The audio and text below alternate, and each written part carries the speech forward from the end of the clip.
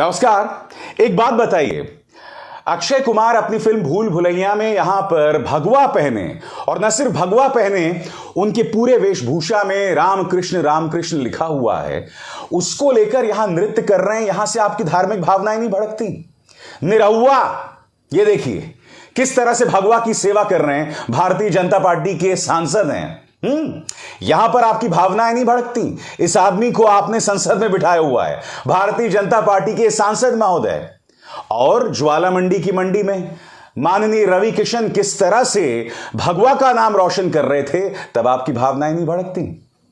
दोस्तों, मैं आपको बतलाना चाहूंगा कि कोलकाता फिल्म फेस्टिवल में पहली बार एक मंच पर एक अरसे बाद दिखाई दिए शाहरुख खान और उनके साथ सहस्राब्दी के महानायक अमिताभ बच्चन, और दोनों ने कई अहम बातें कही। दोस्तों, कई लोग कह रहे हैं कि शाहरुख खान ने जो बात कही, कहीं ना कहीं उनकी फिल्म पठान के खिलाफ जो लोग बॉयकॉट का संदेश दे रहे हैं, उन्हें एक नसीहत दी है, एक संदेश दिया। मैं एक बात स्पष्ट कर दूं, मुकेश अंबानी का न्यूज चैनल इस तरह की भड़काऊ खबर चला रहा है कि बेशर्म रंग का जवाब दिया। ऐसा शाहरुख ने कुछ नहीं किया है, मगर जो बात शाहरुख ने कही है वो बहुत मायने रखती है।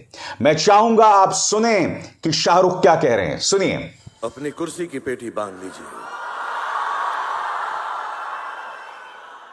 मौसम बिगड़ने वाला है और कुछ दिनों से हम लोग यहां पर नहीं आए हैं, आप लोगों से मुखातिब नहीं हो पाए हैं, आप लोगों से मिल नहीं पाए हैं। लेकिन अब दुनिया जो है नॉर्मल हो गई है, हम सब खुश हैं, मैं सबसे ज्यादा खुश हूं।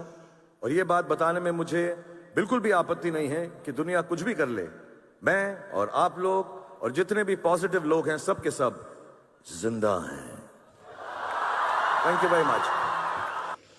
मौसम बिगड़ने वाला है, मैं जिंदा हूं। इससे ज्यादा खूबसूरत संदेश क्या हो सकता है कि आप और हम जो सकारात्मकता में जुड़े हुए हैं, हमें खुद के जिंदा होने का एहसास दिलाना है। क्योंकि देखिए, नफरत की एक सीमित उम्र होती है, उसके बाद नफरत बिखर जाती है। यह समाज सिर्फ सकारात्मक ऊर्जा पर चल सकता है, और शाहरुख ने जो मंच पर खड़े होकर संदेश दिया ना दोस्तों, वो खासे मायने रखता है। और शाहरुख ही नहीं, इस मंच पर अमूमन मुद्दों पर खामोशी साधने वाले मेरे फेवरेट अमिताभ बच्चन, उन्होंने भी बताया कि किस तरह से आज के दौर में नागरिकों की आजादी और अभिव्यक्ति की आजादी दोनों पर खतरा मंडरा रहा है। उन्होंने जिक्र किया 1940 के दौर का। उन्होंने कहा किस तरह से उस वक्त 5-5 सेंसर बोर्ड हुआ करते थे। यही नहीं, 1952 में जो सिनेमैटोग्राफी एक्ट आया, वो आज की तारीख में सेंसर बोर्ड का अहम हथियार बना हुआ है। और अंत में उन्होंने जिक्र किया नागरिकों की आजादी और अभिव्यक्ति की आजादी का। क्या कहा अमिताभ बच्चन ने, आप भी सुनिए। Finally, the 1952 Cinematograph Act set out the structure of censorship as it stands today, upheld by the Film Certification Board. But even now, ladies and gentlemen, and I'm sure my colleagues on stage will agree, questions are being raised on civil liberties and freedom of expression. दोस्तों, इस मंच से एक तरफ शाहरुख जहां सकारात्मकता का संदेश दे रहे हैं और कह रहे हैं कि जो लोग सकारात्मकता में विश्वास करते हैं, सही मायने में वही जिंदा हैं और जीत उन्हीं की होती है, और दूसरी तरफ अमूमन खामोशी अख्तियार करने वाले अगर अमिताभ बच्चन नागरिकों की आजादी और अभिव्यक्ति की आजादी पर कह रहे हैं, तो यह बहुत कुछ मायने रखता है। यह बतलाता है कि इस देश में इस वक्त हालात क्या हैं।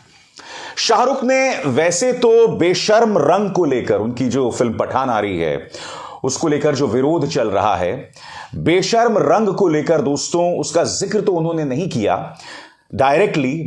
उन्होंने कहा कि सोशल मीडिया जो है ना, वो सबसे न्यूनतम, सबसे नफरती भावनाओं पर अक्सर चलता है। शाहरुख का ये जो संदेश है वो काफी मायने रखता है। दोस्तों, सुनिए उन्होंने क्या कहा। The collective narrative of our times is shaped by social media. And contrary to the belief that the spread of social media will affect cinema negatively, I believe cinema has an even more important role to play now. Social media is often driven by a certain narrowness of view that limits human nature to its baser self. I read somewhere that negativity increases social media consumption and thereby increases its commercial value as well. Such pursuits enclose the collective narrative, making it divisive and destructive. Shahrukh Khan की film Pathan एक ऐसे वक्त आ रही है दोस्तों जहां उनकी film के खिलाफ खुलेआम हिंसा की वकालत की जा रही है। ये कोई महंत राजू दास हैं, कह रहे हैं कि जहां पर भी पठान दिखाई जाए उस सिनेमा हॉल को फूंक दो। मैं आपसे पूछना चाहता हूं, कल्पना कीजिए यही बात किसी और धर्म के व्यक्ति ने कही होती, तब क्या होता? खुलेआम ये व्यक्ति समाज के अंदर अराजकता की वकालत कर रहा है। खुलेआम ये व्यक्ति पठान फिल्म से जुड़े लोगों के खिलाफ हिंसा की वकालत कर रहा है, मगर इसको लेकर किसी की आंखें नहीं खुलेंगी। मध्य प्रदेश के गृह मंत्री नरोत्तम मिश्र को कोई काम नहीं है दोस्तों। वो अमूमन ऐसे ही अनाप शनाप बयान देते हुए पाए जाते हैं। अब वो दीपिका पादुकोण को टुकड़े टुकड़े गैंग के साथ जोड़कर देख रहे हैं, उनके बारे में भड़काऊ बयान दे रहे हैं, अश्लीलता की बात कर रहे हैं। मैंने कल भी अपने एक शो में बताया था, रही बात अश्लीलता की तो मैं आपको स्पष्ट कर दूं, फिल्म इंडस्ट्री का लंबा चौड़ा इतिहास रहा है, मगर आखिरकार कोई फिल्म पारित हो या ना हो यह फैसला सेंसर बोर्ड करता है। अगर आपको कोई फिल्म पसंद ना आए तो उसे मत देखिए, मगर उसके खिलाफ हिंसा की वकालत ना करें। नरोत्तम मिश्र का बयान निहायत ही गैर जिम्मेदाराना है दोस्तों, और एक राज्य के गृह मंत्री को कम से कम इस तरह के बयान देने से बचना चाहिए। नरोत्तम मिश्र जी, इस तरह के बयान देकर आप मध्य प्रदेश के मुख्यमंत्री नहीं बन जाएंगे। जी हां, नहीं बनने वाले हैं। और अगर आपकी पार्टी आपको मुख्यमंत्री बना भी देती है तो इससे बड़ी त्रासदी नहीं होगी। हालांकि मुझे हैरत भी नहीं होगी, क्योंकि भारतीय जनता पार्टी में जो जितने नफरती बयान देता है उसे उतना ही पुरस्कृत किया जाता है। दोस्तों, बहुत ही शानदार मजमा था कोलकाता फिल्म फेस्टिवल में। शाहरुख के अलावा, जैसे कि मैंने कहा, मंच पर अमिताभ बच्चन थे, उनकी पत्नी जया बच्चन थी, रानी मुखर्जी थी, कुमार शानू, ये तमाम लोग उस मंच पर मौजूद थे। और साथ ही मौजूद थी पश्चिम बंगाल की मुख्यमंत्री ममता बनर्जी। कोलकाता को बांग्ला में क्या संदेश दिया शाहरुख खान ने, मैं चाहूंगा आप भी सुने। दीदी, दादा, कोलकाता जमाई बाबू, द ग्रेट श्री अमिताभ बच्चन, আর জয়া আন্টি, এদেরকে আবার এই মঞ্চে দেখে আমার খুব ভালো লাগছে।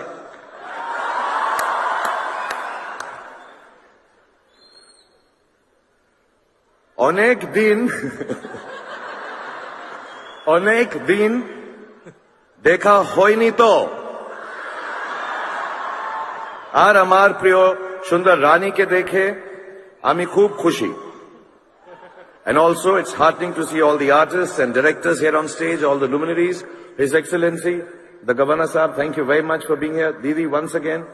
Kumar Dada, Kumar Shanu Sahab, thank you very much. Chatru Sahab, Bhatt Sahab, Arijit Singh, and everybody who's present here and amongst the audience. Thank you very much for being here, and it's lovely to see you after so many years. I haven't been here for a couple of years.